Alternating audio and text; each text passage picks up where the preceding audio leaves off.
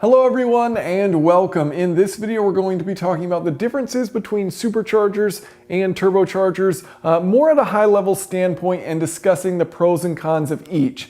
Now I've got a bunch of different videos on very specific types of both turbochargers, probably about 6 or so different types out there which I've discussed, and 3 different types of superchargers which I've discussed in detail, but I wanted to do kind of a high-level comparison of why might you want to select one versus another, and then from there you can start diving deeper into those individual options that you think make sense for whatever application it may be. Now, both superchargers and turbochargers by design help you increase horsepower dramatically. So they give you a huge boost, literally, boost being the pressure that is added from the device, whether it's a supercharger or a turbocharger, to your horsepower. So you're going to have an improvement in horsepower, significantly more power using turbochargers and superchargers. They go about it in very different ways. A turbocharger uses your exhaust to spool up a turbine, which then powers a compressor which pulls in air to feed more air to your engine. A supercharger, on the other hand, is dependent on the engine to rotate it. So whether it's gear driven or belt driven or some other form, ultimately the engine is what is powering it, and so it's going to be some form driven by the engine, which will rotate a compressor, and that compressor will supply boost to the engine. Now, what are the advantages of going with that turbo route? Well, there are a lot of advantages from an efficiency standpoint, because what you're doing is you're taking that exhaust gas, which is otherwise going to be wasted, and turning it into something useful and allowing you to pull in more air as a result of taking advantage of using that wasted exhaust gas. So a supercharger will not do it. It'll act very similar to a naturally aspirated engine, and then it can't do anything useful with those exhaust gases once they're leaving the engine. Now, manufacturers often take advantage of turbochargers to downsize their engines so they can still make high levels of horsepower, but then it allows them to use a small engine. So when you don't want horsepower, you've got less reciprocating mass, you've got less rotating mass, you've got a smaller engine that's sitting there, whether it's idling or cruising on a highway, and it's taking less energy to do it. It doesn't necessarily mean you'll get better fuel economy when you're flooring it. When you're trying to make peak power, you're going to use a lot of fuel. But by downsizing that engine, pulling weight out of the car, using a smaller engine, there's a lot of advantages from a fuel economy standpoint, which is why it's so popular with manufacturers currently. So the biggest advantage of a turbocharger being, of course, it adds power, and it does so efficiently. So why might you want to go with a supercharger option? What are the advantages of a supercharger? Well, a supercharger is going to have no lag. It's not dependent on exhaust gases in order to provide boost for the engine. It's instead purely dependent on the engine's RPM. So as a result, when you put your foot down with a supercharged car, you get that power immediately rather than waiting for it like you do in a turbocharged application. The other advantage is superchargers can be tuned, and so can turbochargers to an extent, but superchargers can be made so that they give you a wide, nice linear boost across the engine's RPM range. Now, not this style here, which is a centrifugal supercharger, which tends to be top end heavy as far as adding boost and adding power, but twin screw and root style superchargers give you a lot of power early on. You get a lot of low end grunt, whereas a turbocharger, you really have to choose where you want that power to come on. You can have a ton of high-end power, you can have a decent mid-range that levels out on both sides, or you can have that early low-end torque if that's what you want. Makes a lot of sense in diesel applications, which are low revving, get that low-end grunt, but from an entire curve standpoint, you can generally have a wider range using a supercharger of effective boost. So another reason why they may be chosen. So what are the disadvantages of a turbocharger? Well, as we mentioned, there's lag. So there's turbo lag, and then there's also the boost threshold. So there's a certain engine speed at which you produce enough exhaust gas to actually produce boost. That's your exhaust threshold. Then, once that's been overcome, it takes a certain amount of time to pull in that air, have it pass through and go through the intercooler into the engine from spooling up that exhaust.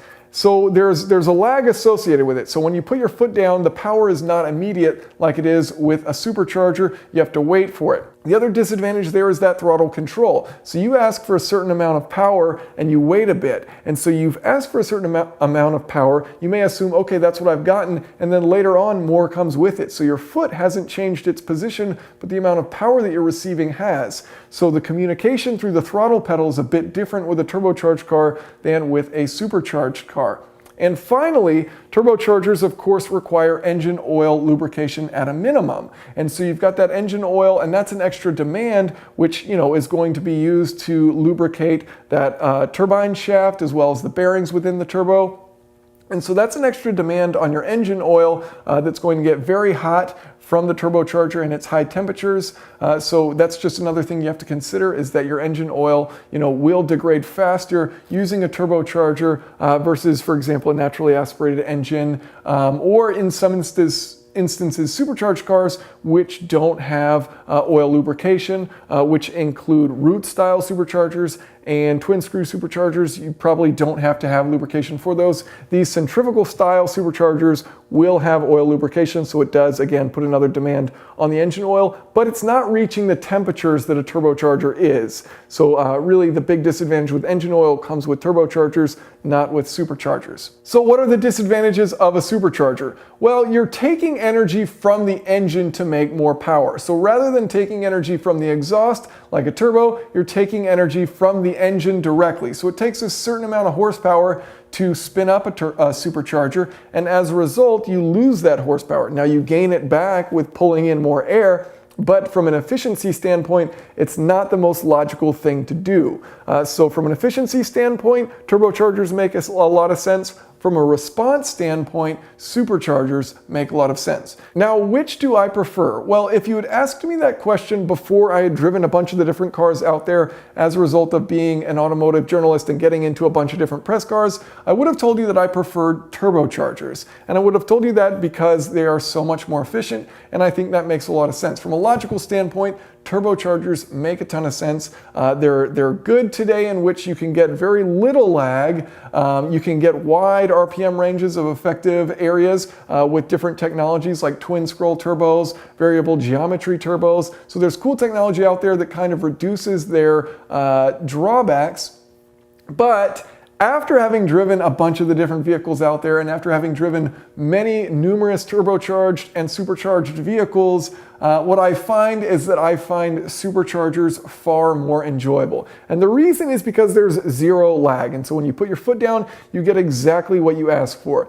And I think the thing that you come to appreciate after you start to drive a bunch of different vehicles out there is having a throttle pedal that does exactly what you ask it to do. So with the supercharger, you give it 50%, you get 50%, and your pedal does exactly what you're asking of it in real time. With a turbocharged car, you could take that pedal, mash it in real quick, and nothing's going to happen at all because it doesn't have enough time to spool up that throttle pedal. So you mash it in, you wait, and the amount of torque that you get, it doesn't correlate perfectly with where you've positioned it with respect to time. And so I think that's the big difference, is that pedal, you could be all over the place with your foot, and the response that you're getting at the wheels as far as torque is also all over the place and not matching it. Versus a supercharger, as you're changing that position of the throttle pedal, you're feeling that change immediately. So it's responding exactly how you ask it to, and that response makes you feel really connected to the vehicle. So me personally, I have enjoyed more driving supercharged cars rather than driving turbocharged cars.